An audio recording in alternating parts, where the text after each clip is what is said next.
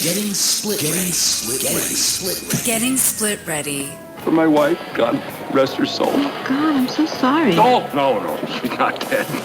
We're just divorced. Unscripted and honest discussions on divorce and separation. Getting split ready. What was I supposed to tell him? I divorced you from the show? Here's your hosts, Doug Katz and Mariah Pleasant. Hey, hello everybody, and welcome to Getting Split Ready. Doing a little bit of a different format today, switching things up a little bit.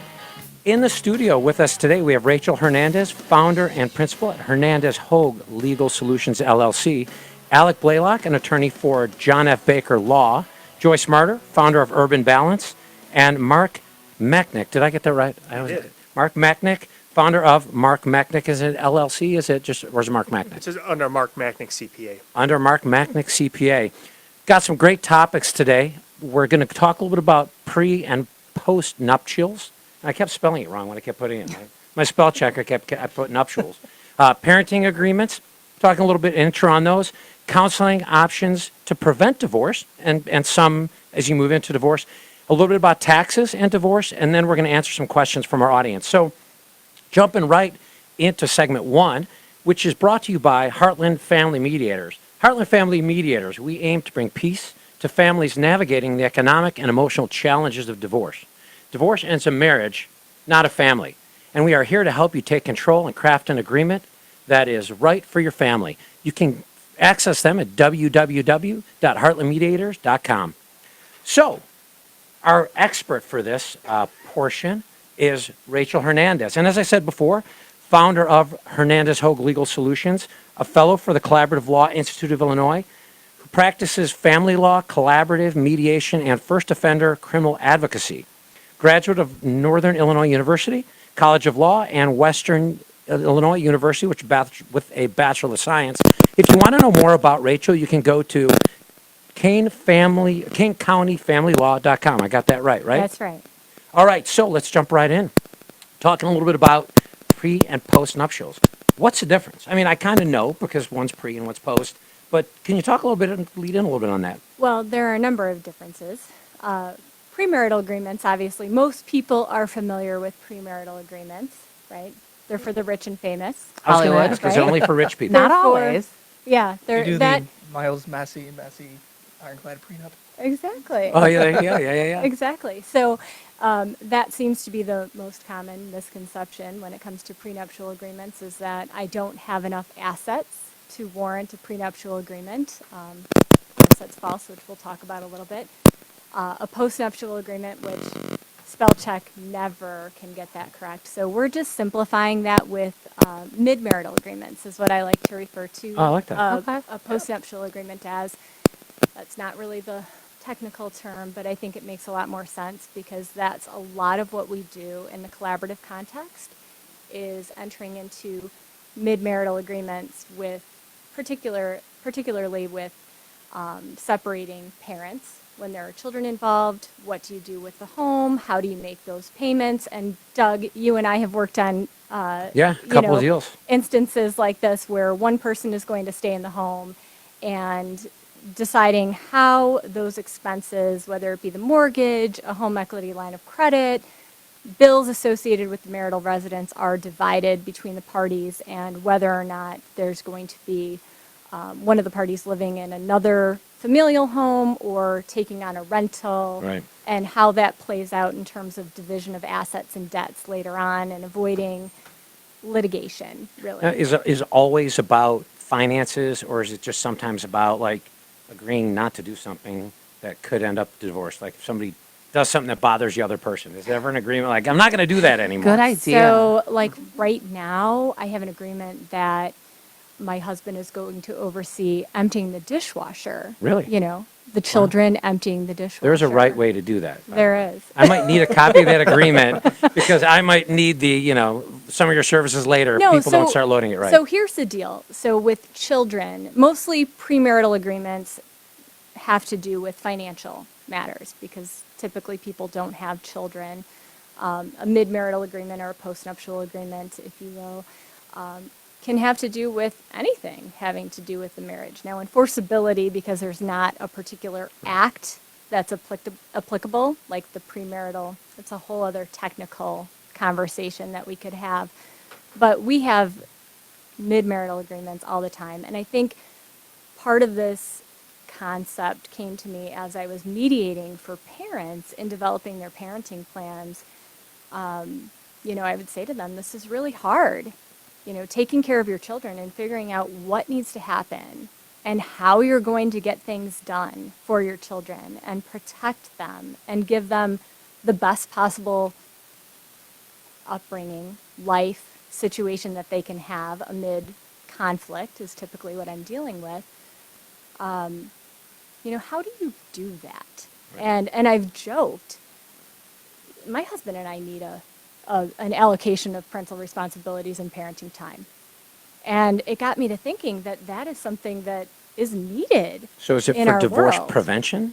It could be. I think it could be. So that's something, that's not how we're using it currently. Right. But I think that as we are evolving as a society and the way that we're doing things, the way that society has changed and the difference in career realms, two-parent working households, I think that it's something that will emerge as we go forward. So right now, we're utilizing that in the context of temporary agreements with divorcing parties or separating parties.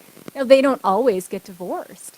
And I've seen it, and this is how I developed this idea of a parenting plan for married people, is that I've seen it where these people sit down and they come up with the plan of how they're going to get little Johnny to baseball and little Sally to her dance lessons. And it's just in coming to the table together that they realize, oh, we have to figure this out. It's not just your job or Grandma Susie's job to do it. And if we have it written down and there's an expectation and everybody understands what that is, then we're doing a better job for our kids. Well, I think if you look at it kind of like a business, right? There's the business of marriage, which is separate from the romantic notion. That's right. But no one would ever start a business like, oh, I like you. We have a lot of fun together. Let's start a business together with no plan, no funding, no allocation of responsibilities. You guys are in a partnership, right? Correct. Right. And you didn't say, wow, you're cute. No, that's not how I have a face for radio. That's I'm why. sure that's not how our partnership started. Right. But if you look at it that way, then it makes sense. And if a business isn't working, if it's not profitable, what do? You restructure, you look at the bottom line, you hire someone that has strengths that maybe you don't have, but that's the same type of concept as what you're talking about, right? Exactly right. So maybe you have, oh, we need a nanny, or oh, we need a housekeeper, or we need whatever, HelloFresh or whatever these services are. Not to plug somebody who's not a sponsor, maybe they will be next time. But we need a service because I'm busy, you're busy, and yet we want to provide the best for our kids, and we want to give them the best of ourselves and not subject them to, there's this conflict going on and little Susie doesn't make it to dance because we don't have our crap together. Now, is it only kids? I mean, I could see it being, I see a lot of people who got divorced because of financial issues, right? The mortgage comes to me and it's just a mess. Their financial situation's a mess. Is it sometimes a mid-marital agreement where they're looking, they're saying, all right, we're agreeing that we're going to pay off this credit card or we're going to do something to improve our financial situation? Absolutely. So that's a really great point. So most often that comes in the context of a premarital agreement where, Doug, I'm sorry, but you had this huge debt from going to West Point, and you come in and your wife obviously doesn't want to take on that debt. So you say, this is a non-marital debt, and we're going to isolate that from our marital estate. Got it. So that's how it works in the context. Go ahead. Go ahead. I was just saying, I think that works too with blended families when people are on their second, maybe third marriages and they have children or assets that they want to go specifically to their children or in different percentages than may be the norm. Is that something that you're seeing a lot of growth with? That's far more common. People who are entering into a second marriage or a first marriage with a second marriage spouse, far more common do you see a premarital agreement because there are all these estate issues. So when you combine your assets if that's what you decide to do. And even if you don't decide to do that, it's still considered a marital estate under the law of our, of our code. So if something were to come up later, you want to preserve those assets for, say, your children, or set out how they're going to be divided. That's the far more common thing. Rachel, does it kind of expand the divorce decree? Like say if it was like a divorce issue, like, talking about, like education, who's going to pay for it? Honestly, I don't think so. I think that it brings them to a settlement agreement far more quickly because they've talked through the issues. So Doug and I have worked on scenarios before. One person is staying in a marital residence and the other person has decided to move on. There's case law out there that says if there's not a reason to leave the marital residence, then the other person could claim dissipation, which is a legal term. And the money that they spent then on that rental property, for example, could come out of their share of the marital estate. Well, if they agree ahead of time, look, we're not in a good situation right now. We need to be separated, and we're agreeing to that. Then everybody's on the same page of what is happening. They're allocating those expenses accordingly, and then it just makes it that much easier to get to the final marital settlement agreement because they have some things delineated already. Joyce, I want to ask you a kind of question with this because it seems like you both do kind of the same, you're in the same piece, right? Where you're helping them on the legal side in a mid-marital agreement. A lot of times you might be helping them, I got to go over the screen here. You're helping them from a counseling perspective.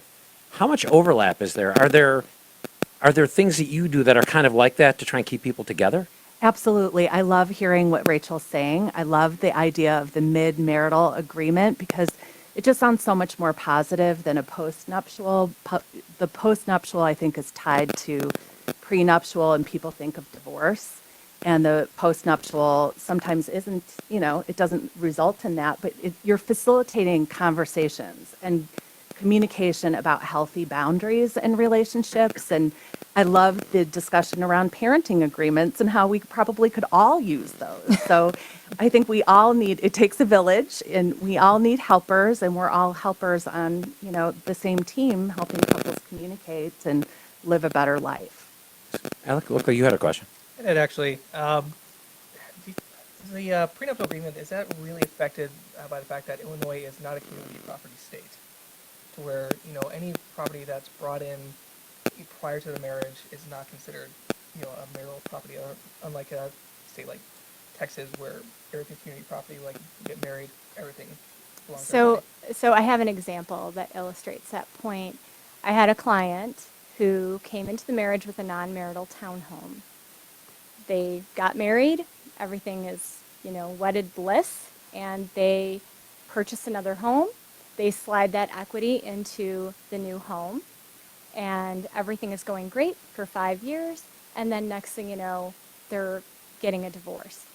And we come to the point in time where how are we going to divide this asset? Well, yes, there's a non-marital contribution there, but it's commingled.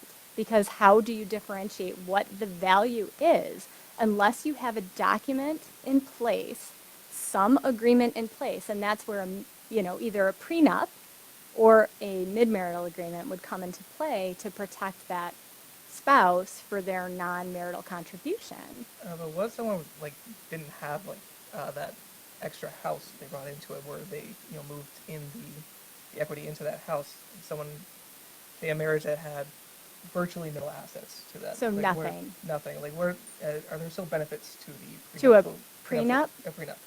I think it depends. I think it more comes into play where there's a change in circumstances. So if you come into the marriage and both parties are similarly situated, so it depends. Every situation is different. Let's say that we get married and you make significantly more money than I do, and I make a much lesser amount, and that's our marriage. It's still all of those assets are marital property, and all of that income is considered marital property. So it wouldn't necessarily be apportioned, as you know, because you do this type of work in the litigation context. Yes. It wouldn't be apportioned back in the way that we earned it. No. And people find that very unfair. But what happens, let's say you've got a married couple and somebody inherits like a huge amount of money, right? So Aunt Bessie dies and all of a sudden there's $1 million in there or whatever. Do people come to you and say, hey, you know what, there's too much of a chance of commingling. We could make a mistake, right? From the tax side, I'm sure there's times people come to you and they're like, holy crap, why did you do that? Because now you screwed things up. Are there times when people say, we don't want a mistake, and if stuff gets commingled, we still want something that will protect both people's inheritance or whatever? Absolutely. So typically, if the person keeps that inheritance in a separate account that's in their name alone, that would be considered a non-marital asset, right? But what happens when I take the $100,000 that, Uncle Johnny left me and I put it into a marital residence? I put in my dream kitchen. And then it's not so clear. So maybe at that point you want an agreement to say, this is my contribution by way of my inheritance from Uncle Johnny, and I want to protect that if something should later happen. The problem is that, yeah.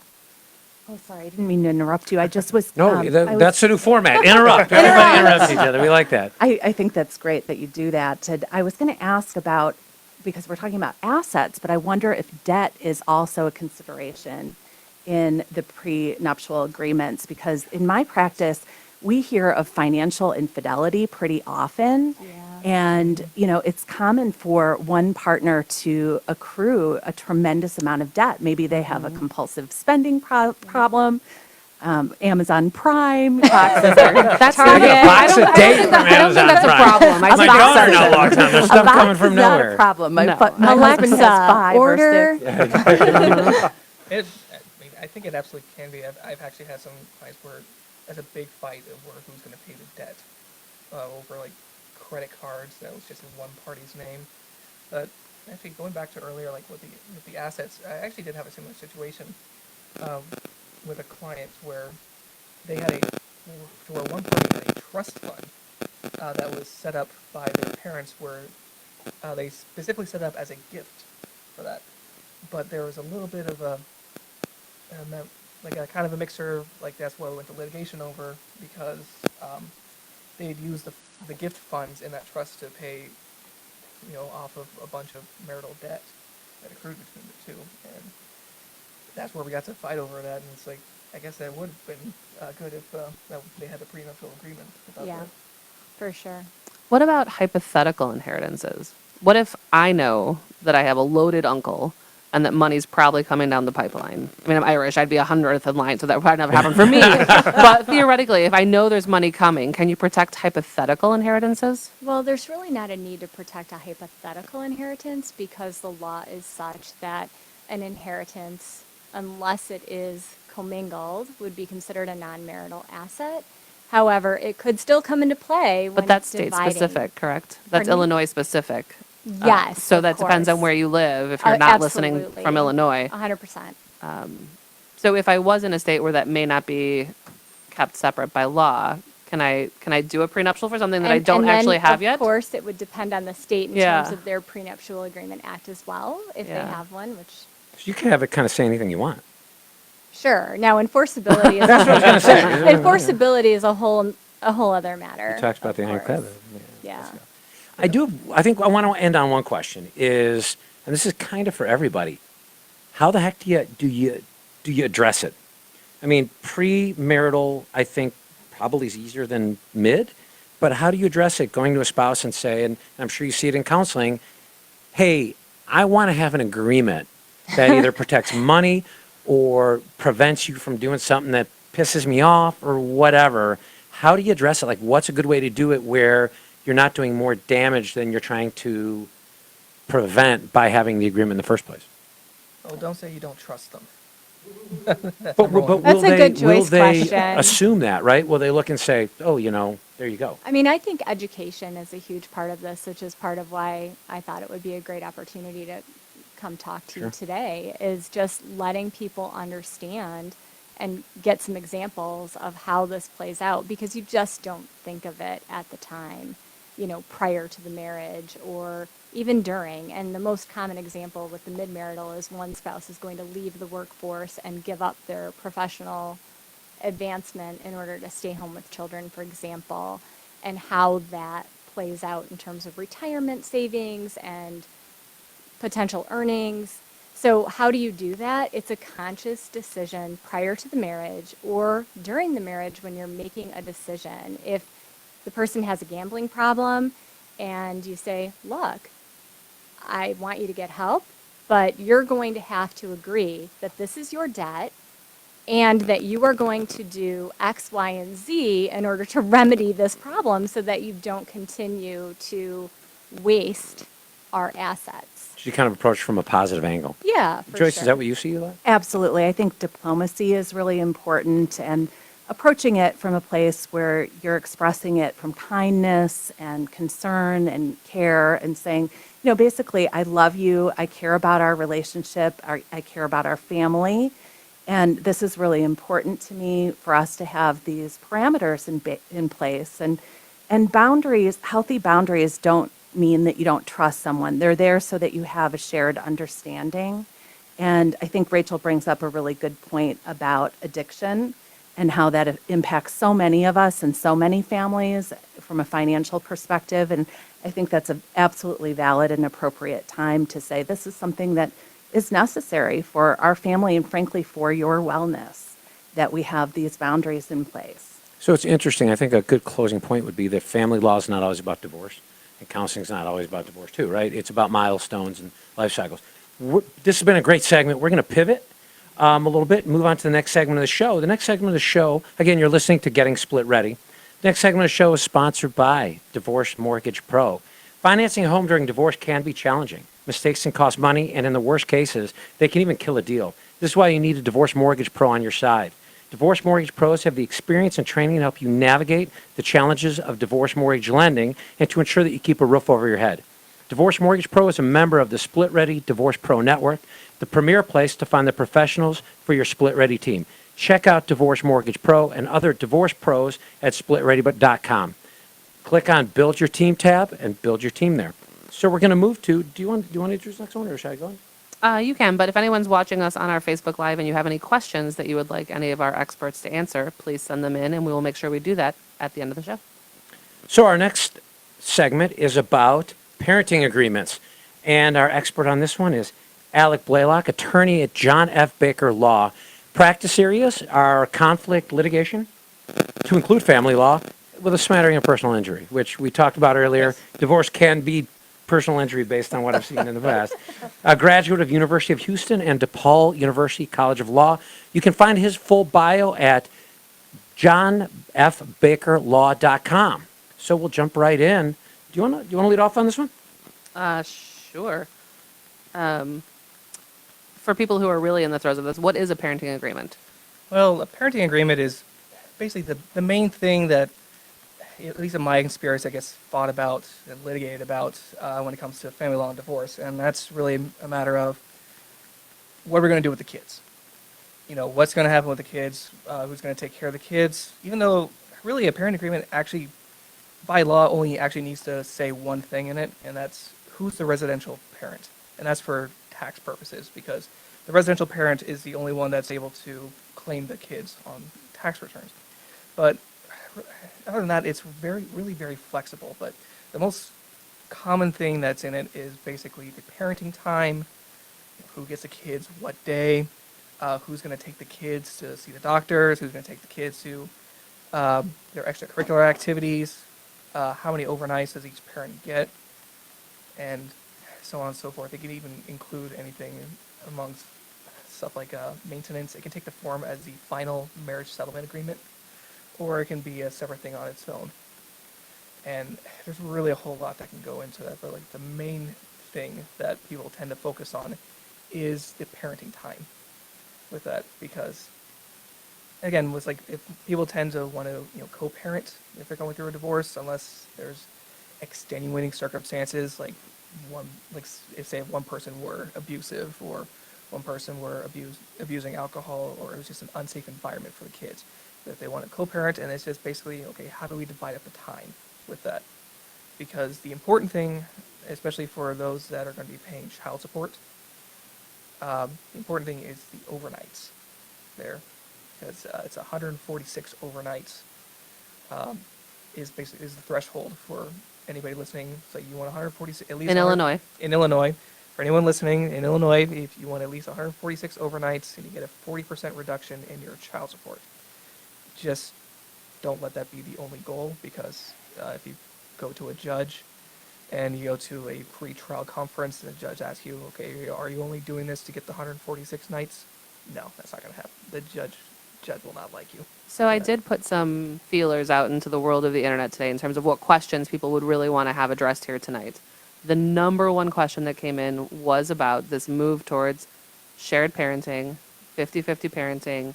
There's a lot of opinions and a lot of feelings about this. So maybe if we want to have some time dedicated to that and weigh in, because it can be pretty divisive in terms of how it affects people, how they look at it, how it affects the payer of child support, the receiver of child support, the actual kids. Let's not lose sight of them. That's one thing I have a very strong opinion about, because I've seen some recent parenting plans from, well, always generally the other side of in litigation, where they do like a day on, day off. The kid changes houses every single day, and Practical.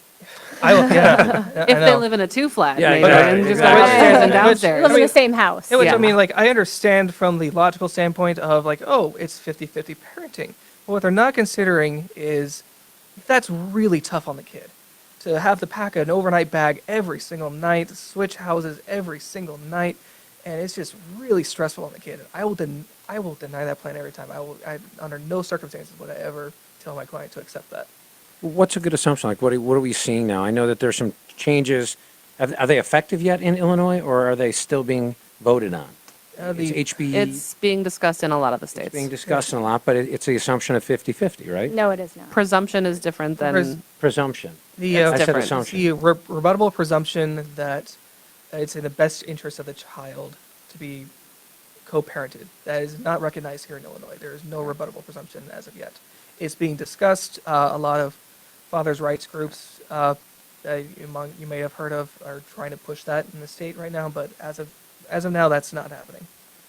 Both Or- parents are presumed fit. Yes. correct. Kind of like the presumption of innocence in the criminal law system. Like we've all heard that in, are presumed innocent until proven guilty.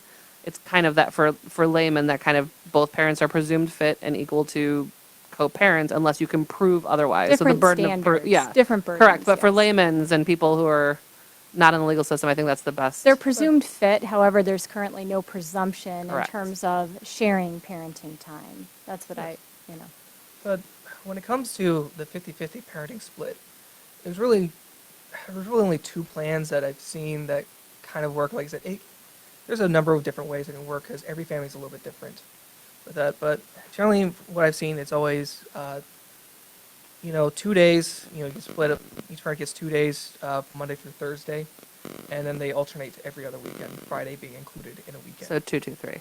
Yes, and I've also seen week on, week off. So it's like one parent gets, this week, and the other parent gets the other week. You just alternate weeks, and that can be a little tough because I've done a little bit of research into how that affects the child, and it's recommended that a child does not spend more than 3 days away from the primary caregiver.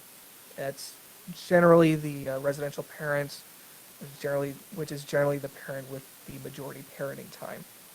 So I prefer the 2-2-3 plan as opposed to the week on, week off, because that, like I said, I think it's a little bit better for the child to be no more than 3 days away from the majority parent. To Rachel and Joyce, have you guys seen some creative solutions for the more shared parenting? We don't have to call it 50-50, more shared than what it was, 40 years ago? Absolutely. I've seen very different situations depending on the couple's career. So their work travel or other responsibilities. So I've seen couples come up with some pretty creative solutions, and not all of them are the same at all. But whatever works for them and for the kids. I love Alex's point about, being mindful about the kids and their attachment and their stress level with transitions and trying to make sure that they're staying connected to both of their parents and also reducing the stress that comes from changing households. So I think there's a lot of different ways it can be worked out. I think distance, Oh, yeah. is a main Oh, yes. factor too. That's a big thing, especially when it comes to the school, because you don't really want to disrupt the child's schedule that would before the divorce. You want to as little disruption as possible. So say a child goes to school in Batavia, and one of the parents lives all the way out in like Oak Brook or Lombard. That's quite a trek for the kid to go to school. About 45 minutes for those of you that aren't in the Chicagoland area. Yeah, that's quite a trek. So in that situation, it may be better to live with a parent that lives within the school district. One quick question, and it kind of starts with what we were talking about pre and mid marital agreements, where sometimes someone's not pulling their weight. Are there times where you sort of have the opposite going on? The talk right now is the assumption, not presumption on this one, the assumption that both parents want 50%. Are there times when one parent is like, I can hold the water, I can carry the water, but I need you to do 40%, and the other person like, I'm not going to do 40%. And the parenting agreement is more about making someone step up as opposed to kind of what we're talking about shared goals. Well, It's really hard for a court to enforce a parent to step up. It really is. And So there are times where someone just kind of disengages. Well, when There are a lot of Of times where course. parents disengage, unfortunately. And, unfortunately, the situation now with the law in Illinois, with this threshold of 146 overnights, have to say I'm not a fan of the current legislation with the presumption of the 50-50. The collaborative realm, collaborative practice professionals have been really working against this. And it's my understanding that the mental health realm has as well, because that is, when I mediate for couples, for families, let's sit down and figure out how do we take care of our children. And maybe the support question has to just come to the table, because when you look sometimes at the difference, right, in the support amount, there's sometimes 1,000 reasons why this person wants 146 overnights. And it's the wrong reason. We're talking about taking care of children and giving them the most healthy upbringing that they can have. And that's why I said, if the judge asks you, like, if your only goal is to get 146 overnights, the judge is going to hate you. Nobody ever But says nobody's gonna that, though. answer. Everybody says, I want to tuck my child into bed at night. Yet, Yes. Correct. they may not have tucked them into bed at night before. Can Well, that so be that's- contested, though? I mean, how does that work? If it's, See- I think if it's a mediator, they're working together, but if someone's in that situation, how do you approach it if the other spouse is surreptitiously trying to get the 146 overnights, but really they're saying that they don't? It's extraordinarily difficult. okay. So Yes. right now, we've moved to a model because of this. I believe that guardian ad litems, and I'm a guardian ad litem, they get appointed in so many cases now because people are fighting over overnights. They Oh, can't yes. reach shared parenting agreements because I want 146 overnights. That's my right. I have a constitutional right as a parent. The phrase and "my time" My time. just makes my skin. Yeah. So- Like, my time, my time. I come in as a guardian ad litem and I interview these people and they both love their kids. That's usually not the issue. So let's bring the support question, the support number as part of the conversation to the table, and then we get somewhere. And I do that in mediation. Yeah, my boss is also John F. Baker. He's also a guardian ad litem, and anytime he gets appointed, that's the only reason he gets appointed. It's because of overnights. It's not the intended purpose for the statute. So unfortunately, it takes some time, when new laws are implemented, for us to kind of work out the kinks. Right. And we learn that through practice. The over intent, time. the simplistic idea of Sure. it, shared parenting 50-50 is great. Absolutely. The reality of it, and I know a lot of us probably have kids, both parents don't take each kid to half of their doctor appointments. It's Both us. parents Right. don't take Well, each kid to no, half of their no. extracurriculars. there's a divide and conquer mentality. We all And do what we sometimes gravitate it's, towards. sometimes it's 80% on one side and Correct. other times it's 80% on the other side. See, I would only want the But well-behaved rarely is half. it 50-50. I only want when they're being That's good, when they're Right. doing chores. They That's can the go half with- I want. I would Rachel put that in the said in the agreement. agreement. And when they're total buttholes, they're going to go with you get the them. other one. I want to fight about who gets them when they're being jerks. That's Yeah. exactly You right. See, I know? like Yeah. that. That would be a good I'll agreement. take it Then until you age get 'em. 10 and you get the teenage years. No kidding. This is also why I tend to be against, like, I guess if all my colleagues said, I'm against the implementation of the rebuttable presumption of 50-50 parenting. I will pay you support to take them when they're being jerks. There you go. I like that. Yes. I would but- pay a premium on But it's that. like, but I'm against that because, like, again, it's coming from the logical standpoint of, like, saying, oh, it's 50-50 parenting, let's split evenly, but it's just not a reality that can really happen to let's split the parenting, everything 50-50, because the parenting agreements I tend to see is one parent tends to take the child to their doctor's appointments. One parent tends to take their kids to the extracurriculars, and it's really just based on, the convenience for each party, and you can't. How do you really allocate that 50-50?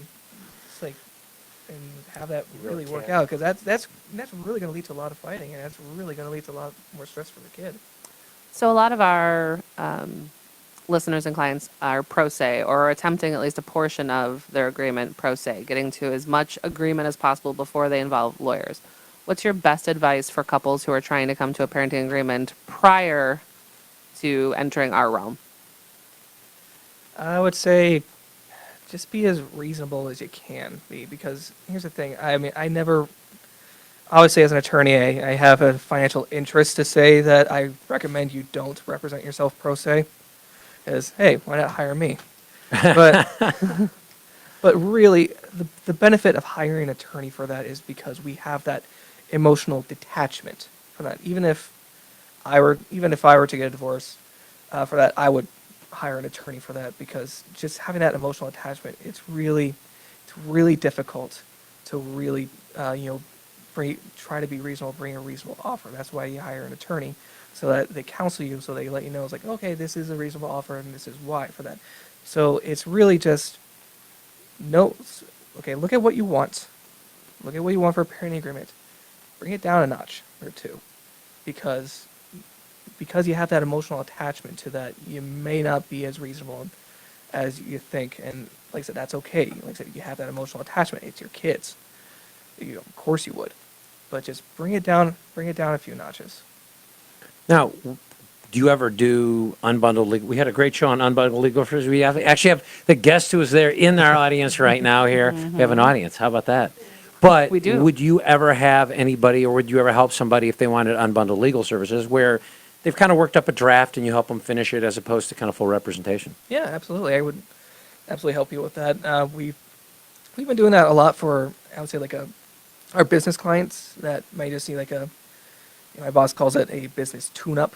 Like you need like just some work with your contracts or, your articles of incorporation. So yes, I would absolutely be open to helping someone. We would probably do that for a flat fee as opposed to per hour. Same. Yeah. I mean, that's limited scope representation. Yeah. In Illinois, there's a rule for that. And I am highly supportive of people working with mental health professionals, particularly those who have experience and a background in working with children and child development, in helping them to devise their shared parenting time. And that might evolve over time as well.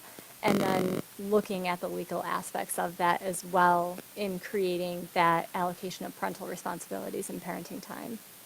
Or utilizing your services as a mediator versus an attorney, where you just help them. Absolutely. Because on some level, the people who know best what works for their family is them. If they can get past the anger and the hurt and all the emotional baggage that comes with it, nobody's going to know the ins and outs of their day-to-day better than those two people if they can get to the table and do that work themselves.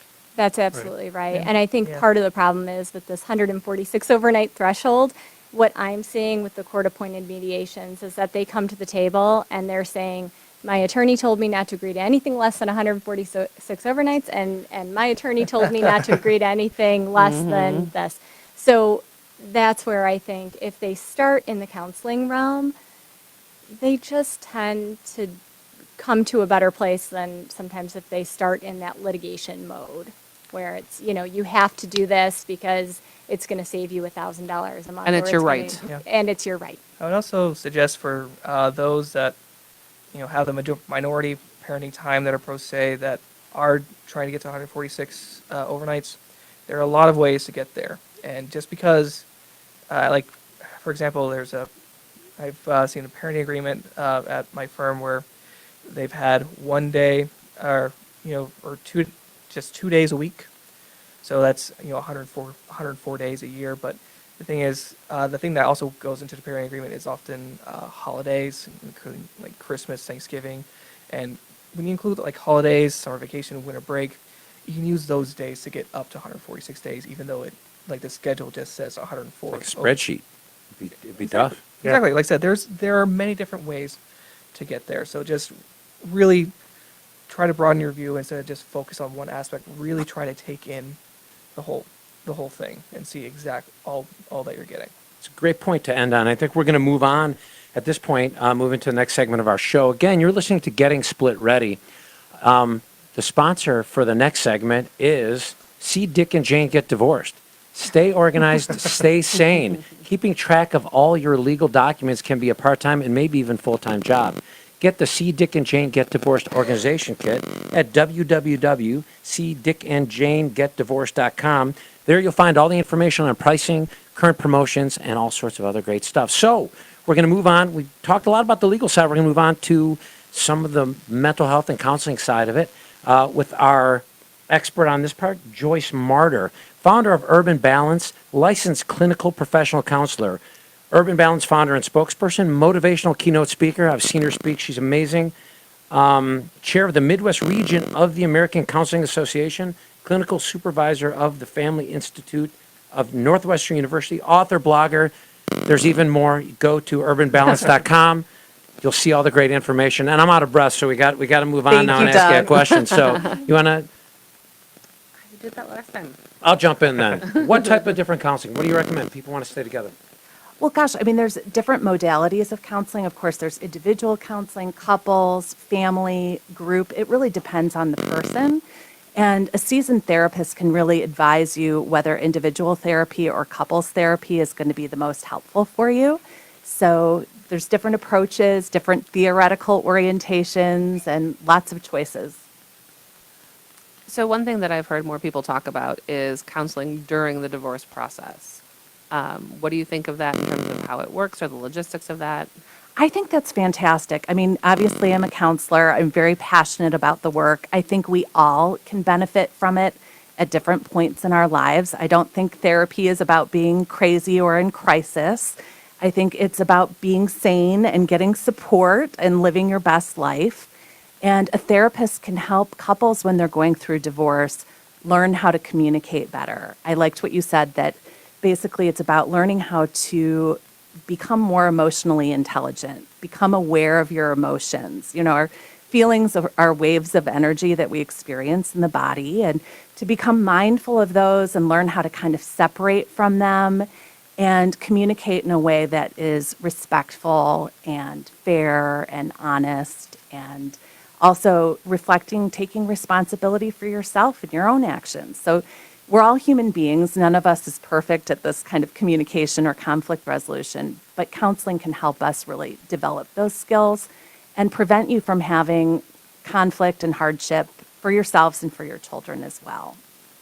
I hear a lot when people are going through marital counseling that one person really gravitates towards the therapist and one person can't stand the therapist, and then all bets are off. They're off to the races, and they feel like it's an imbalance. How do two people who are obviously in conflict and having different personalities find a good match for themselves in terms of marital counseling? I don't know. Well, many therapists and the therapists at Urban Balance offer a free 20-minute consultation. So having a short conversation over the phone or in person, each having a vote on who they're going to meet with, maybe meeting with 2 or 3 and choosing one. So like selecting a jury, you each get a couple of vetoes to throw out. And Vetoes for Okay. sure, absolutely. And sometimes people want their partner to see their own personal therapist that they've seen for years and years, and that's probably not so fair. that therapist is coming in with a biased perspective. So I think a lot of times I see male-female couples choose purposefully a male therapist because it's often the men that don't want to come to therapy. And so sometimes that's helpful to have another male perspective in the room. And there are also some counselors that do co-therapy. So have two therapists in the room Interesting. with the couple. So there's some different choices. I never understood why the guys would prefer the male therapist, but then again, I grew up with my mother, who's a counselor. So Right, you had a good role model. So I remember when I saw you speak, you were talking a little bit about sometimes counseling before there's an issue. And I think you were talking about when the baby's on the way, that's like a huge milestone that causes issues, or when there's something that's going to cause financial strain. Talk a little bit about, anticipating that and doing that. Yeah, I think that going to therapy is like going to the dentist. It's a preventative and proactive form of health care. And life transitions are stressful and bring about new responsibilities and circumstances that present new challenges for couples. So we all know about premarital counseling, that's very popular, but I really saw in my practice and frankly in my own life experience that the transition to parenthood is also very stressful. And the research shows that 2/3 of couples experience serious marital decline during the first 2 years of parenthood. And I believe in years. pre-baby couples counseling. I'm in like 16 and I still haven't transitioned. Right. Absolutely. But I think we spend more time decorating the nursery than preparing our relationships and talking about the division of labor. Who's going to do what? Who's going to get up in the middle of the night? And what if I go back to work and I don't want to be away from the baby and I want to be at home? How is that going to affect our relationship? Any transitions, I think another time couples can benefit from counseling is during the before empty nest and then before retirement. Because oftentimes at retirement, they're looking at each other like, oh no, we're going to be at home together, just the two of us, and what are we going to do, and where are you going to go? So, yeah, I Sounds think like there those should are actually all. be preconception counseling, because once they're pregnant, the horse left the barn. You cannot, pull that one back. So if they decide they can't agree, you're kind of screwed at that point. So I have a question about success rates, right? Do you see, is there a success rate for couples who come to counseling and try and save the marriage? Is there a way to measure that? Like, what do you see from that? I saw that it's about 50-50. So I think there's just too many variables to have an accurate read on that. I think it depends on the couple, on their relationship, on the circumstances. It may depend on the therapist. There's so many different variables to consider, but I think therapy is always helpful for all of us. We can all benefit from it and learn about ourselves. I think we all unconsciously repeat what's familiar to us until we become aware and we choose different ways of relating. And we all, I don't believe in failed relationships or broken families. I believe that relationships come into our lives as opportunities for learning and growth, and sometimes they work out and sometimes they need to end. And if we can learn and become better people through that process, I think that's all it's really about.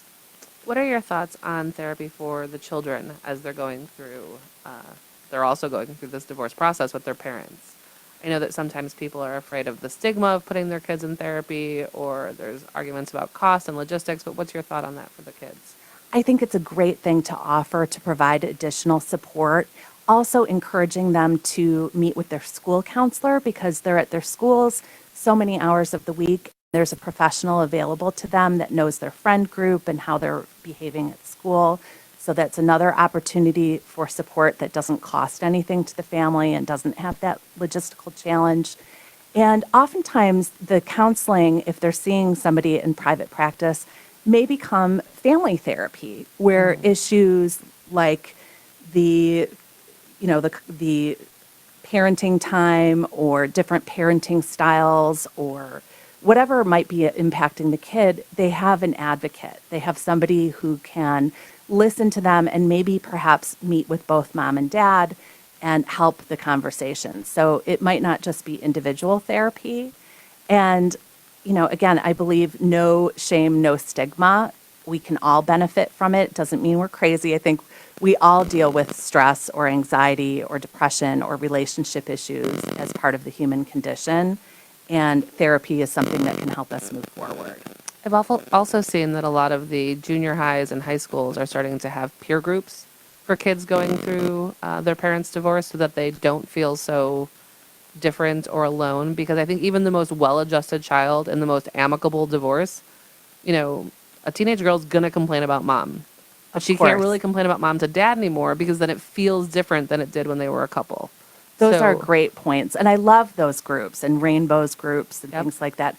Groups are very normalizing and validating that there are other people experiencing these same situations. We don't have to not talk about it. We don't have to have shame and secrecy and feel like our family isn't normal or healthy because we have these issues. But to know that other people deal with these things too, and that our feelings are a normal response to those circumstances. For the attorneys, one thing that I've always kind of wondered is someone comes in, right? The first step people think of in a divorce is I gotta lawyer up, right? I gotta get an attorney. I gotta get representation. When they come to you, is one of the questions, have you done therapy yet? Have you tried to save the marriage yet? That's number one. Okay. An ounce of prevention is worth a pound of cure, right? So if they go to Joyce and they can work through some of these things, and I don't even call it therapy. I mean, this is personal development. We focus, as attorneys, we're required, as mental health professionals, you're required to have continuing education. Why would we be ashamed of furthering ourselves in our personal development? I don't understand that. So that's number one. It's on my intake sheet. Are you seeing a therapist? Will you tell me their name? Sometimes I get good referrals for other clients. I was going to say, I can see right now, mid-marital agreements going back and forth with the counseling. That's fantastic. This is a great thing. They need it. And if they don't, then I give them 3 names because it is such a huge transition. And, losing that attachment relationship or transitioning, they need to have that development. I say we typically do recommend a counselor, although by the time, usually about say by half the clients I see for family law when they come to me and my boss, it's usually at the point where it's beyond repair for the divorce, and it's at the point where they're hardly talking at all. So to where it seems like getting them in the room for counseling would be honestly a much harder thing to do. Oh, I misunderstood. I thought what I was saying was individual. No, I think both apply, right? I think that there's a continuum, right? Like I think you see a lot from I think we heard the question differently. Yeah, either or. Well, I think or you also have both. to change how people think about therapy as they're going through a divorce. It doesn't have to be with the intent to save the marriage. Right. It can be with the intent to unpack some of the anger and hurt and be able to A, move forward as individuals, but B, move forward as good co-parents for your kids and set a good example for them. It's probably not going to fix the marriage if you're in one of their offers. It might, but it's probably not going to. But that doesn't mean you can't get a lot out of it. And if you go into it with a different end goal than saving the marriage, then you may not end up with the frustration or disappointment that you would if that was your choice. I'll say I don't think I've actually recommended counselors to the parents that I've represented, but we usually represent, you might want to consider getting your kids into counseling. Sometimes they either can't afford it or just there's no time to get them to there, but we usually try to push them to that. Well, that brings up a good point, and Joyce, you may be able to address this because you're in that world. If people don't have the means to do that, what are some ways that they can get counseling? Are there free options? Are there low-cost options? What can they do? There are. So most communities have community mental health centers or social services agencies that offer counseling services at a sliding fee scale or even pro bono. And many therapist training facilities also offer counseling with interns and things like that. So there definitely are resources available. And at Urban Balance's website, It's like going to get the haircut when you go to the place where the barbers are training, right? Yes, absolutely. And don't forget about the schools, like you said earlier. That's what the counselors, a large part of their focus, I think, is making sure that whatever's happening at home doesn't do damage to the student as Yes. much as possible. The schools have a lot of resources to offer. I'll definitely have to be reaching out to you from some of my clients then. That's great. Well, I think it makes sense to move on. We're going to go to our fourth segment and talk a little bit about taxes. But first, the next segment of the show is brought to you by Military Divorce Pro. Life in the military is hard. Constant moves and deployments can stress a marriage and family, and unfortunately, this can end in divorce. Like everything associated with military life, military divorce is tough. Different laws in different states, along with military rules and regulations, mean that you need a specialist. You need a pro.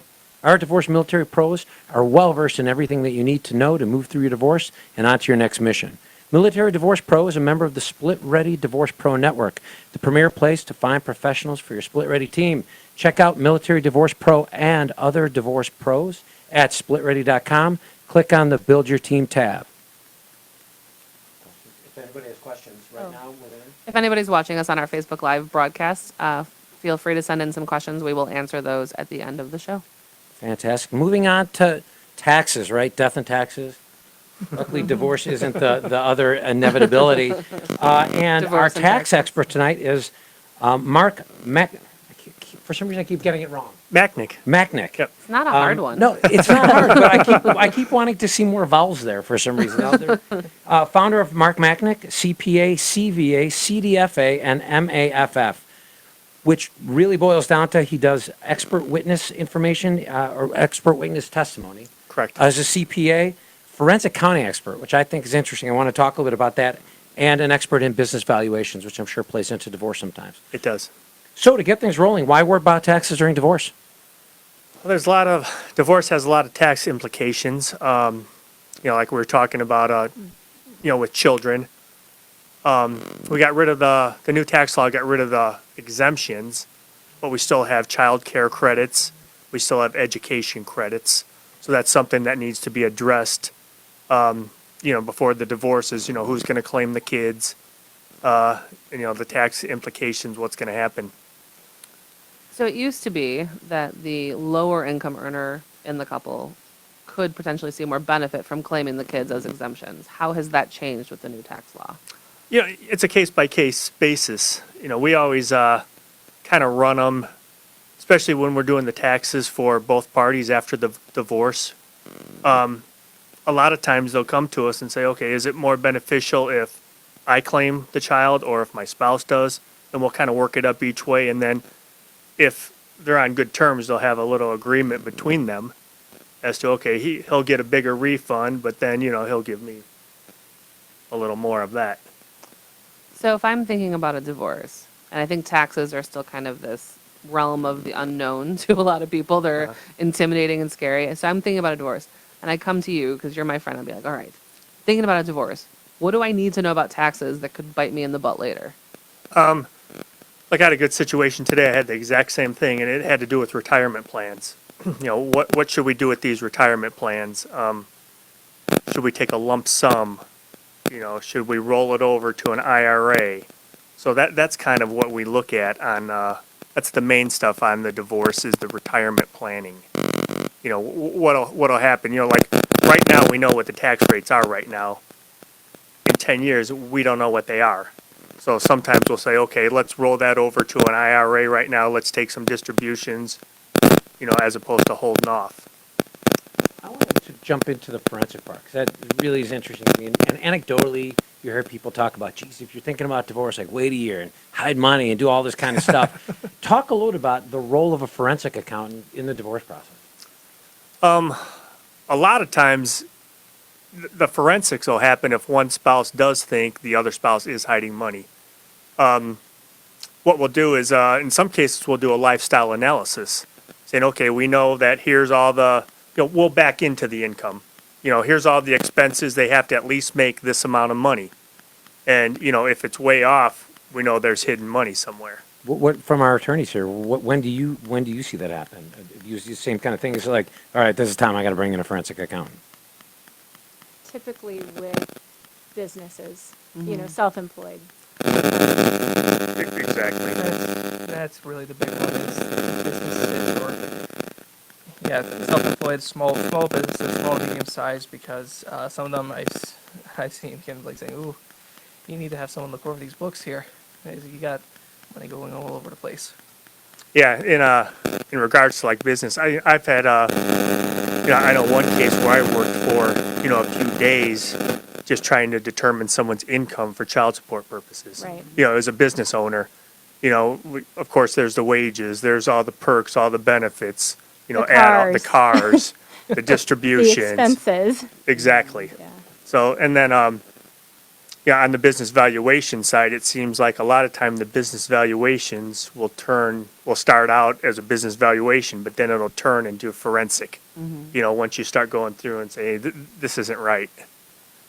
So if I'm looking at divorce pro se, which a lot of people do statistically, and I think my spouse may be hiding money, which a lot of people do, what would be some red flags that I would be looking for?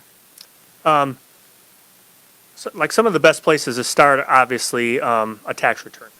Okay. Looking at the tax return, you see some dividends, some interest on some accounts that you've never seen. Or if you could get a transcript of the tax return, see what the IRS has. And anyone that's on a tax return can order a transcript, Correct. correct? So if I haven't been paying attention to my taxes for the last decade and just signing them, I can call and get. Yeah, you could actually go online and get a copy of your transcript. Or it's like a statement of account, everything the IRS has on you. So that's a good place to start is the tax returns. And then we kind of move from there to bank statements. Just the obvious stuff. And then if you get a bank statement, then you see maybe a transfer to an account that you've never seen before, then that'll open up that avenue. Is that kind of the same as a FOIA request? Yeah. Okay.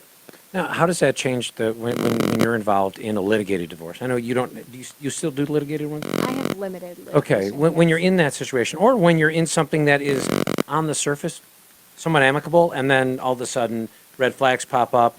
There's a business valuation going on. Someone's hiding money. Talk a little bit about how that changes the face of the divorce, and how do you kind of try and keep it together as friendly when you found someone's had. It's really not financial infidelity because they're already getting divorced, but some degree of hiding. Well, but it is. There's this. I send them right on to the mental health professional when they realize that, although the tax return says that there's a $35,000 income, it's really $200,000, and all of these things they're trying to hide, and they want to pay support based on this number, or they want to collect support based on this lower number, and the payor paying a higher number. Right. If I were to have a client like go around saying like I think someone's hiding money or something like that, I always advise them, okay, just let you know, it's like we do have to prove that they're hiding money, and that would I'd have to advise them. Well, if you want to hire someone like a forensic accountant or someone to look over the books or anything like that, business valuation, you're gonna have to pay for that. Yeah, it's typically cost prohibitive. It But is. they can do a lot of the work on their own. We have a lot of clients who will analyze the bank statements and just look through item by item and go through, and they can, if they have the wherewithal to do it, or they have someone else who can help them do it. There'll be situations where they'll come to me and they've done all that, and I'll basically tell them, you've done most of the work, Exactly. but they just want me to look it over and say, okay, where would you go from here? So that happens a lot. I think too, even when it's expensive, in a lot of the cases, and correct me if I'm wrong, that we've seen, the cost of the forensic accounting or the lifestyle analysis is usually paid for by the findings, or often paid for by the findings, if there's a substantial reason to do the work, right? If it's Right. not just based on accusations, but based on, I don't know what this account is, I don't know where this money is going, we spend $20,000 a month, but his income is $40,000. If there's reasons to look, usually that cost is going to be recouped, I think. Yeah. Do you ever find like other weird stuff? Like obviously, you're going through all this, and we're talking about just like money being hidden. Yes. But if you're analyzing someone's lifestyle and they've been hiding something, do you ever find like really weird stuff? Yes. I did one What's where. the weirdest? Well, Yeah, I know. Let's get into that, right? There was one I did. His W-2 wages were about $85,000, and when I got the bank statement, his deposits were a little over $300,000 for the year. So as it turned out, they were payday loans. Wow. going to get a I payday thought you were loan. going to My say his name was goodness. Heisenberg and he Yeah. was making And- some meth. Ooh. And what it turned into, he was getting payday loans to pay off the previous payday loans, and it was just a cycle. Wow. Some type of vice. Once they kind of found out, my findings, he came clean. He didn't want to go any further. Yeah, those things can really be a scam. What it was, I never found out. Wow. Because it was cash. Yeah. Yeah. And that's a lot of what we'll. Now, are there times where you're working with a forensic accountant and the divorce seemingly is not about some kind of infidelity, and then all of a sudden the forensic accountant thing happens and you look and go, whoa, look at all these bills Right. going somewhere else. To the other family. Right. Right. Wow. Boy, they like Yeah. hotels. Yeah, trips, Yeah. theater, Jewelry. hotels, lingerie, Yeah. corsets, and high heels. Really? That stuff, you see that stuff on there? I just, we just Wow. had one a week ago that was like corsets.com or something, and There's a corsets.com. Yeah. That could be a sponsor. oh, sorry, they could be a sponsor the next time. Another sponsor. Groceries and Yeah. corsets. We got it. Yeah, I just had one where I was analyzing the credit card, and there was a name of a corporation, and I questioned the person, and I'm like, what is this corporation? Well, it turned out to be an area strip club. Yeah. But he loaned his credit card to a buddy. Of course. What a good friend. Of course. Yeah. You The have to credit have card the was compromised. Pre-strip club Exactly. agreement. Go ahead. We're talking also about an ounce of prevention. So with couples, I often encourage financial literacy, and that couples, because these types of conflict are about control and power and information in the relationship. And if one partner isn't aware of the couple's financial standing, that probably isn't a healthy situation. So I always encourage people to ask and to become aware and to become involved and to have an active role in their financial life, regardless of what their partner does for work or what their level of skill is or knowledge in that area. I agree 100%. I mean, there's a lot of times, especially it seems to be in the older couples, they have separate bank accounts. Like I met with someone the other day. Well, he doesn't know about this. This is my $50,000. Oh, That happens all the time. You wild. see these little I'd separate. be interested to see how sneaky cryptocurrency ones. is affecting some of that, where it really is not. well, Like if someone buys cryptocurrency, can it even be tracked through? Not really. The other interesting technology I hope this isn't becoming a how-to. Venmo and PayPal. Yeah. Yeah. Because you Yes. can hold funds there and you can hide them pretty easily to the person who's not looking for them We the same way usually they get used to them, be. though. Yeah. Yeah. We- I we have can get clients those. that buy thought the, gift cards at the grocery store Mm-hmm. because their husbands won't let them buy shoes or something. So then they just buy gift cards at the checkout line and it gets filed as the grocery store and then they go buy their shoes. Right, or the cash back at the grocery The store. cashback now shows up. The cashback Yes. now shows Yeah. up. I'm having, Right. So I'm having flashbacks of times when it's like, it is generally with older couples where it's like saying, oh my, there are 4 other retirement accounts that weren't accounted for Wow. previously. And I'm sure people put away cash. How do you deal with that if people are, we were talking about cash back, but there's some people who are in cash businesses and things like that. How do you even begin to find mattress money? It's either like a lifestyle analysis, Right. or if it's a business, you use some industry guidelines. Like a bar is a good, example. Whereas, your cost of goods sold should be 35%. If someone's at 80%, where the cash isn't going in the drawer.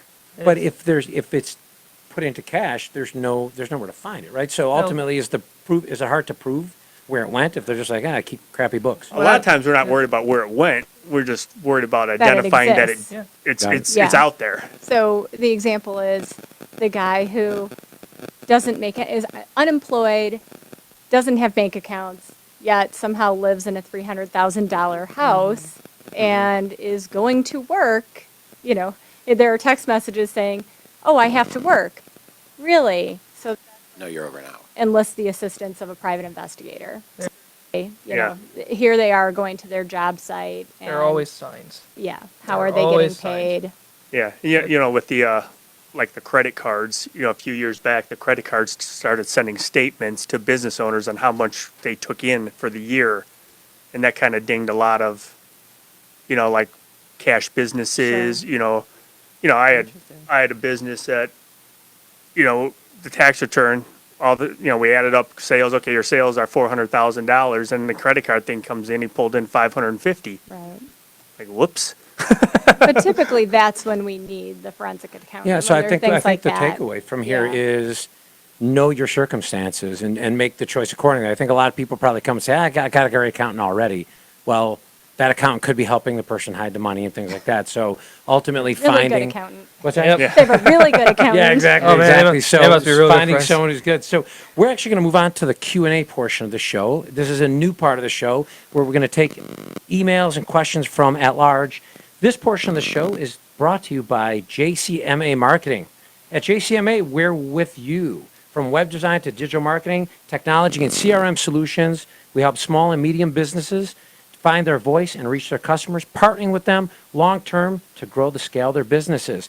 Again, you're listening to Getting Split Ready, and I believe you got all the questions. I do. I have all the Now, questions. this is free-for-all, right? So, hey, if you guys got answers, I mean, don't step on each other, but I mean, we have a great panel tonight, so we really want your input.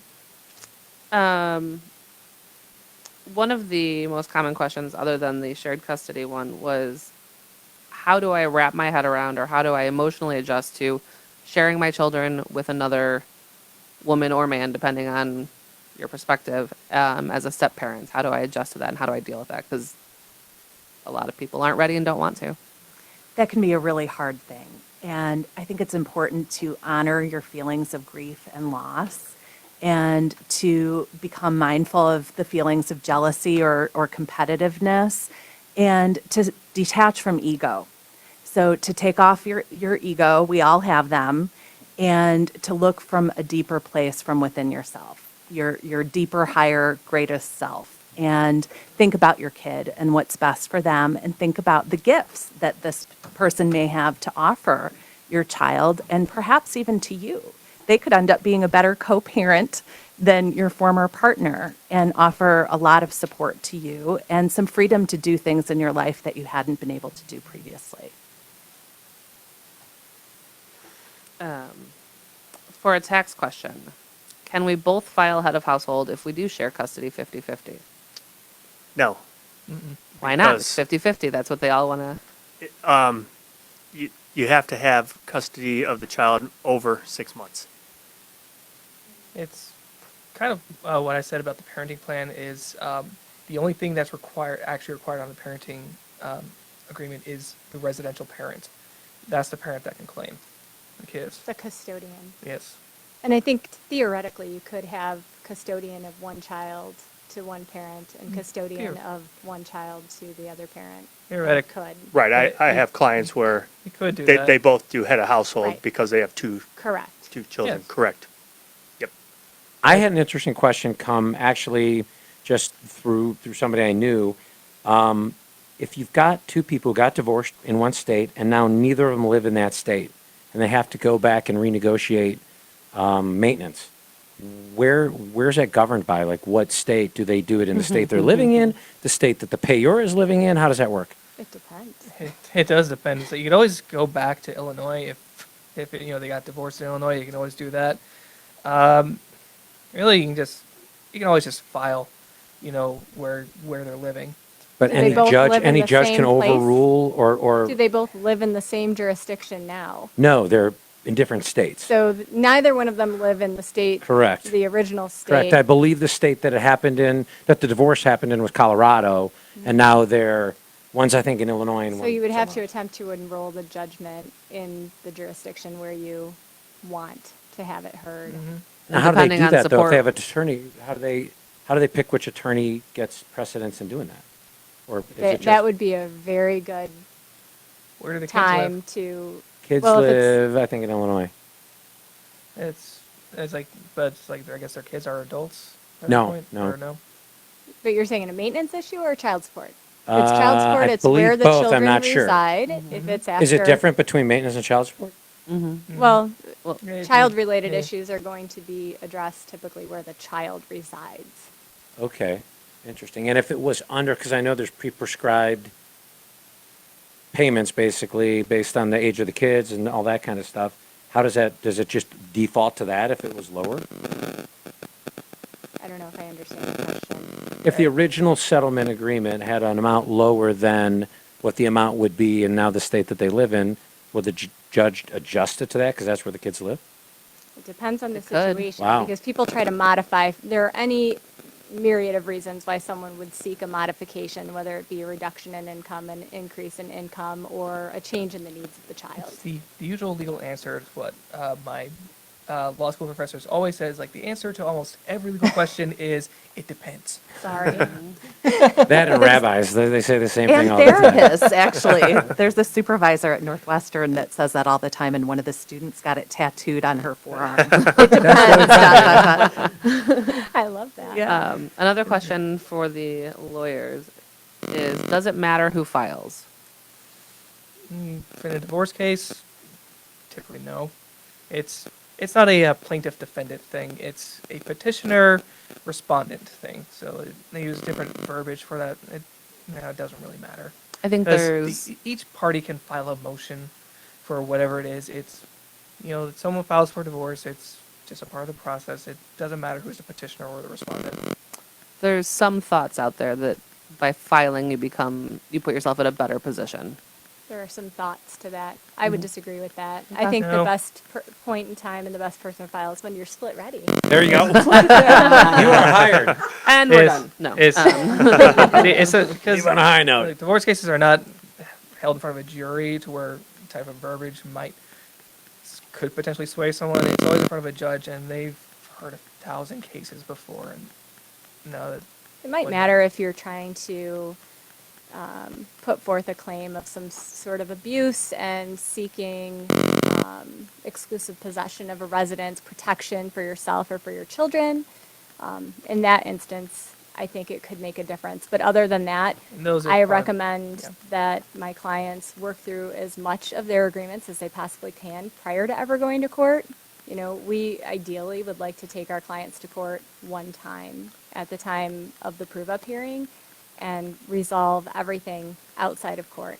Court is a stressful place. That's a very good point. It's like, yeah, I would agree. Like, if it's an instance of abuse, I would probably say probably better to be the petitioner in that case. So in instances of really high conflict or abuse, it could be. Most cases, I would say no. We went over some of these already. How often should we change our co-parenting plan? Was a question that someone gave. As needed. It's really just Like every couple weeks when we don't agree on something? No, it's really just when something big or major happens, or when it's not working anymore. Like, say the child has starts like dancing, and say dancing is on Thursdays, but then goes to a completely different thing like hockey or something, and say hockey is on Sundays. And let's say the parent that has the kid for the Thursday can't take them for their extracurriculars anymore, so you'd probably change the agreement for that. Or, like I said, just anything to where any substantial changes, like I said, it's just an as-needed basis. Now, but will that, because we talked about the 146 overnights, right? If there's a change because of those change of circumstances, is it easier then to adjust it to where the 146 overnights matters less because there's some type of measurable reason? I A mean, lot of times people Yeah. want to also modify support if they're modifying the parenting time. always modify support. Ideally, you would want to work with your co-parent and figure out how you get your children's needs met. We like to say that an allocation of parental responsibilities and parenting time ideally is a guide, and you would put that in a drawer and then work with the other parent, and you take it out only as you need to. This brings up an interesting question for me, and it kind of goes back to the forensic accounting. Are there times post-divorce where there's a petition for a decrease in maintenance or decrease in child support, and somebody has kind of figured out, hey, if I do X, Y, and Z since the divorce, I can get those lowered? Do you ever bring in a forensic accountant to say, no, we kind of see what you're doing at this point? Absolutely. You probably get a lot of post-decree Yes. issues, yeah. I've So people actually- think they're smarter than the system. I haven't had that happen once, because every time I've normally done a modifying maintenance or child support, it's always been mom or dad has a new job, so you need to modify the support. So W-2 income earners are usually the easier ones. Yeah, I was going For to sure. say, I mean, Another tax question that we got was on the new tax law. I've always paid taxes on the spousal support that I receive. How can I change that so that I don't have to pay taxes? And he does now that the law is that. With like support, With maintenance. yeah, they kind of eliminated that, but it's still grandfathered if it was happening before. I think the question was that they don't want to be the ones paying the taxes on the support that they are getting and want to jump on board with the new laws. No, the fact of the new statute being in effect does not modify what their judgment. So Correct. their judgment is still in place, and that still applies. And like I said, even if you were to go back and like adjust something, it always goes back to that original judgment because like every case has a number with it. It always starts with like the last 2 digits of the year. It always goes back to that year, so it always like the old statute applies or something like that. I've done a few things where, child support changes kind of often. Maintenance changed this year, so it's always we always have to write it in the order. It's based off of the old law or old statute. So the question that kept coming up about having to share their kids with the new step parents, can agreements or rules about introducing new partners be written into the parenting plan or something like that so that there's some groundwork laid before that happens? Yes. In the ounce of prevention type theme. Absolutely. Yes. And issues around overnights when dating and things like that. I think those are good things to address. Like I said, it's parenting plans are very, very flexible. So if you want to put something in there like that, you absolutely do that. So I've seen some parenting plans that are bare bones, and I've seen some that are 20 pages long. Do you have a preference? It depends on, I guess, how contested it is. And it's like, I always prefer the briefer ones because it's very usually to the point. But sometimes if it's very heavily contested, then sometimes you need 28 pages. I think typically somewhere around 20 pages is kind of standard to provide for all of those shared responsibilities when you're talking about a true shared parenting situation of, sharing responsibilities for education, for religion, for medical, all of those things, and the parenting time and the holidays, how you're going to share holiday breaks and that, how you're going to communicate with the other parent. There's an awful lot that goes into it. So, like I said, 20 pages is good. It's like the ones I've seen can usually average around 12 pages, but there's not as much that they fight over, but it's always how contested it is in my experience. So the most popular question that we got, I save for last. What is child support supposed to cover and what does it not cover? Basic living expenses yeah. of the children. Out-of-pocket Mm-hmm. medical expenses, extracurricular activities, and other So the- extra. Two questions that were, does it cover like travel ball, like expensive extracurriculars? Should that be included in child support? And the other question was with school registration fees being $500 per year in some school districts, is that considered child support? Those were the two examples given. And go. Usually when it comes to extracurricular activities, I actually normally put the cost, like who pays the cost of that, in the parenting agreement with that. Like I said, it's that because that's always a thing. Like, does child support cover this? Like, So give an example if you could. well, say, I grew up in Texas, and we always had a UIL thing for anything came from like sports, like football or band or choir. You had to pay $175 for a UIL registration fee in Texas. So you can put in the settlement agreement that, X parent is going to pay the UIL registration fees for that.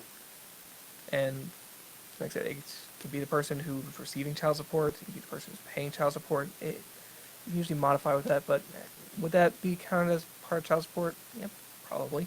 What if you have little kids and you don't know what kind of activities you're looking at? That you don't know that you're going to have a concert violinist on your hands and going to have all those expenses. Typically, we're seeing that extracurricular expenses are apportioned in relation to the income of the parties. Yeah, exactly. And also by agreement, and also can one or the other afford it. So, there are a lot of things that come into play when determining whether or not there's going to be a contribution to those extracurricular expenses. And sometimes we have to go back in and ask for a contribution if the person isn't willing to contribute. And then the court is going to consider, the respective incomes of the parties, the particular extracurricular activity in light of the aptitude of the child, the desire of the child. I always put one thing in my parenting agreements called a true update. And that's where they kind of, at least once a quarter usually, because it's a little hard, I would say it's a little more stressful to do it once a month, is where they come together, the parents come together and they see what they paid for and try to make that 50-50. If one person paid more, then they true up and, pay them their portion. And there's some great technology out there to do that now, so they don't have to sit down at the kitchen table with their individual receipts and spreadsheets and go over money, because that would work out super well for a lot of divorced parents. But I would always say, when it comes to extracurricular activities, paying for the violin, just pay, just don't worry about, is this what's going to be covered by the child support payments for that? Just kind of, it can get into a lot of money, though. You can. Travel baseball. Sure, we have a guest speaker. Hold on one moment. I'm sorry, it was very excellent. good. I think We're your going free question form. was, what does child support cover? And we got into a discussion about extracurriculars. Okay. But I always say the short and sweet of it, roof overhead, food on table, shoes on feet. That's the kind of No the pants? basic. Well, Yes, That's okay. a very so good that's the description. basic, roof, clothes, food is the basic child support, and then we get into, well, that's not the complete child. So that's how I kind of for a client, when the question is asked is, well, I'm paying child support, why do I have to pay all these other things? But child support really is the basic needs of the child, but I think you have to really explain that to a client, because I think a lot of conflict revolves around this, That's but actually- I'm paying child support. That's actually a very good explanation. Thank you.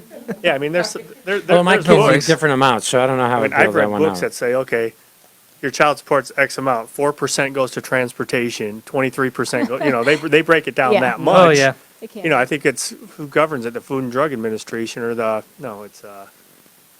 FDA. Yeah, I think they.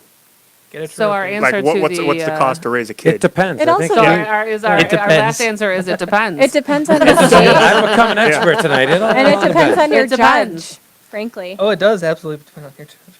Yeah, but I think the extracurricular is a big thing. It really is, I Huge. think, for extracurriculars now versus even when I was a kid versus the costs and the commitment levels are a lot higher than they used to be. I mean, Yeah, you look there's at all like the a private travel stuff. It's baseball, a crazy. hockey. You could be in $10,000-$20,000 a year. Or Oh, private school, Yeah. I had a And then- client who was in yeah. pageants. The amount they spent on dresses and pageants, holy moly. Oh, my. Yeah. I mean, then you get in So it just the depends. situation where maybe, okay, travel baseballs cost $3,000, and one of the spouses says, "Well, I don't want to pay for that." Right, So is it an agreed upon thing, or right. you got to If they're address it? good, then you got to decide who's going to get the money from the contract. Right? Well, I think Right. this is a great time tonight. You guys have been fantastic guests. Thank you. I think I'm loving the new format. I think so. Thank you all. Thank you. Again, our guests tonight were. Let me go through. I know who you guys are, but just so I don't forget anybody. It's the credentials you need to look It's the at. credentials I got to worry The about. long There it list of is. I wonder if he's going to get Mark's name right. I these more am. Well, you know what? I made a notation on here which threw me off. So we had Rachel Hernandez, founder of Hernandez Hogue Legal Solutions, Alec Blalock, attorney from John F. Baker Law, Joyce Marter, founder of Urban Balance, and Mark Machnic from Mark Machnic, Got it. CPA. Thank you for joining us tonight for our Getting Split Ready podcast. And if you or someone you know is considering or going through a divorce, please go to splitready.com, take the assessment, tell them about the website, and remember that you can get through your divorce with your finances, your integrity, and hopefully some sanity intact. Thank you. Thank you. Thank you.